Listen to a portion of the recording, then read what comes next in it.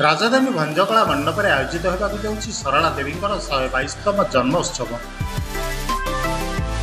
शतायु पुरुष पद्मचरण नायक पाइबे तृतीय सरला देवी पुरस्कार।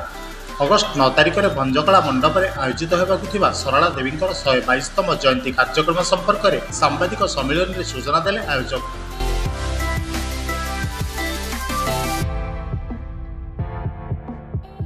तेणु आपण मान अनुरोध आपण मैंने बहुल प्रसार करी जेते आमर संख्यार जनसाधारण विषय जानवे से आम उपकृत हूँ।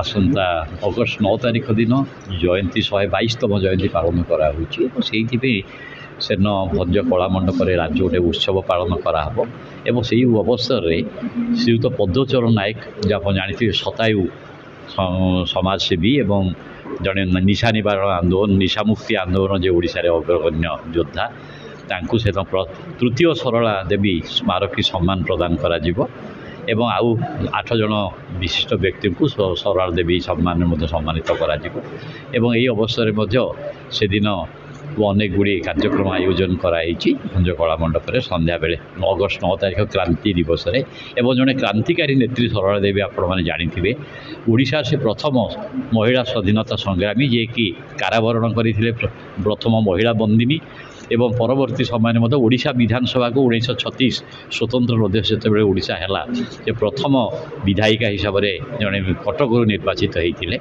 एवं एभली जड़े व्यक्ति को जी सम्मान दि जावर कथा स्मृति रक्षा करने को आज पर्यंत हो नाला।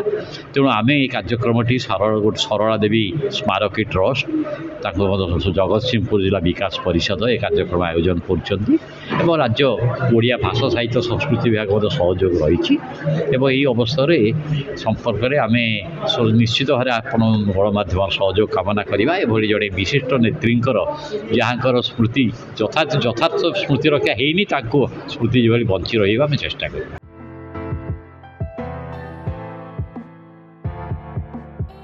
राज्य सरकार संस्कृति विभाग सरला देवी मेमोरियल ट्रस्ट जगतसिंहपुर विकास परिषद मिलित उद्यम आयोजित होगा उत्सव में झारखंड पूर्वतन मंत्री दिनेश षडंगी पूर्वतन विधायक सौम्यरंजन पट्टनायक विधायक शारदा जेना प्रमुख अतिथि भाव में जोगदेवे सूचना मिली। देशर प्रथम महिला स्वाधीनता संग्रामी सरला देवी पूर्णावयव प्रतिमूर्ति निर्माण पर मंजूरी होता बेले खूब शीघ्र यह सारिबा कमिटी पक्षर सरकार को दाबी करा जायछि। ब्यूरो रिपोर्ट आवाज मीडिया।